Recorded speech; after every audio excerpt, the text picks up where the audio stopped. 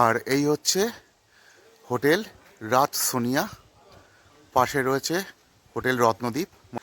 এটা দমদম পৌরসভার হোটেল।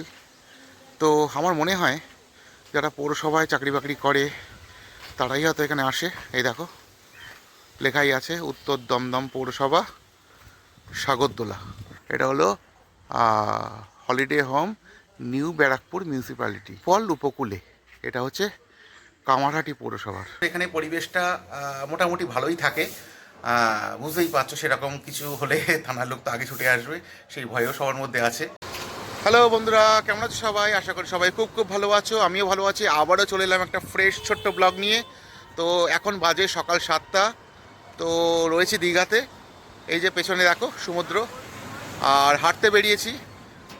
সকাল সকাল একটু হাঁটলে শরীর মন দুটোই চাঙ্গা থাকে। তো বাড়িতেও কোনো দিনও হাঁটি না, মানে উঠতেও পারি না।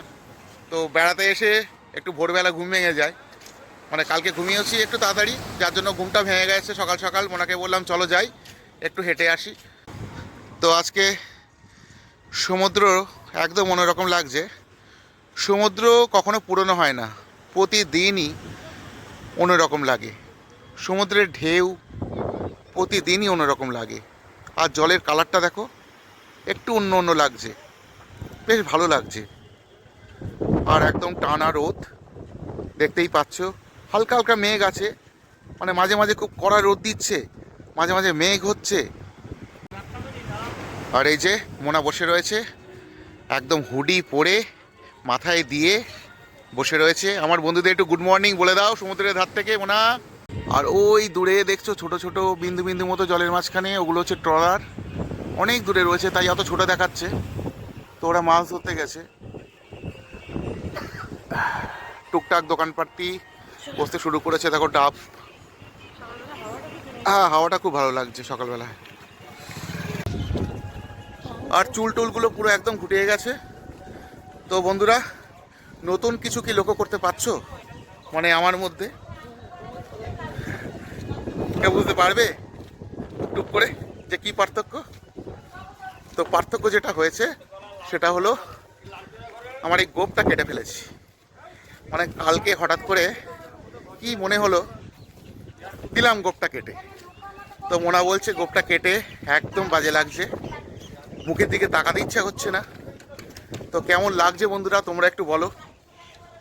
গোঁফ রাখা একটা খুব ঝামেলার ব্যাপার। এই প্রতিদিন সেট করো টুকটুক করে, ও একটা অস্বস্তিকর। ওই জন্য হঠাৎ করে কালকে কেটে দিয়েছি।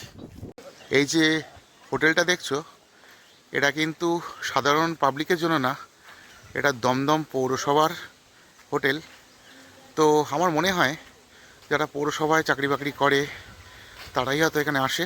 এই দেখো লেখাই আছে উত্তর দমদম পৌরসভা, সাগরদোলা। সাগরদোলার পাশেই রয়েছে আরেকটা হোটেল। হোটেল না, এটাও এরকম গেস্ট হাউস টাইপের। এটা হলো holiday home New Barrackpore municipality.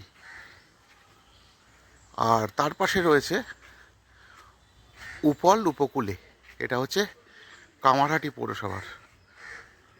তো কামারহাটি পৌরসভার এই গেস্ট হাউসটা খুব সুন্দর করে সাজানো, সামনে একটা পার্ক মতো রয়েছে। আর এই হচ্ছে হোটেল রাজ সোনিয়া, পাশে রয়েছে হোটেল রত্নদ্বীপ, মোনা দাঁড়িয়ে রয়েছে। আর ওদিকে আরও অনেক হোটেল আছে। আর এই যে রাস্তাটা, দুপাশে হোটেল। তো ডান দিকে বাঁ দিকে সব হোটেল আছে। আমি যখন প্রথম বিয়ের পরে মানে বেড়াতে এসেছিলাম দীঘাতে, এই হোটেলটা ছিলাম, চন্দনা গেস্ট হাউস। তো এটাও খুব ভালো হোটেল। আর এবার যেটা রয়েছি ওই যে চন্দনার পাশেই একদম উঠেছি। আর এদিকে রয়েছে হোটেল কেমিস্ট্রিকা, কোনো দিন আসিনি। ওদিকে রয়েছে ময়না।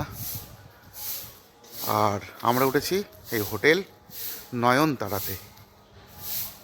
তো যে হোটেলগুলো দেখালাম বা এই হোটেল পাড়া দেখালাম, এগুলো কিন্তু সবই থানার খুব কাছে, মানে দীঘা থানার খুব কাছে, একদম পেছনে বলা যায়। আর যার জন্য কিন্তু সারা বছর এখানে পরিবেশটা মোটামুটি ভালোই থাকে। বুঝতেই পারছো, সেরকম কিছু হলে থানার লোক তো আগে ছুটে আসবে, সেই ভয়ও সবার মধ্যে আছে। তো পরিবেশ খুব ভালো, কোনো চাপ নেই এখানে থাকার জন্য। আর যারা একেবারে সমুদ্রের পাড়ে থাকবে তাদের ব্যাপারটা আলাদা। যেমন গতবার এসে আমিও থেকেছিলাম, একদম সমুদ্রের পাড়ে হোটেল নিয়েছিলাম, ওগুলো রেটটা অনেকটাই বেশি থাকে। তো এবার যেহেতু মানে অনেক দিনের জন্য দীঘা এসেছি, তো ওই রুমটা আর নেইনি, একটু ভেতরের দিকে এলাম আর রেটটা কমই পেয়েছি। আর যেহেতু একদম লোকজন নেই, তো আরও কমই হয়ে গেছে। তো এক্সাক্ট ফিগারটা আমি বলছি না, কারণ দীঘার রেট কোন সময় এক থাকে না। দীঘার রেট মানে হোটেলের রেট বাড়ে কমে এরকম হয়। তো যাই হোক, ব্লগটা আপাতত এই পর্যন্ত থাক, দেখা পাওয়ার পরে। সবাই ভালো থেকো, সুস্থ থেকো, টাটা।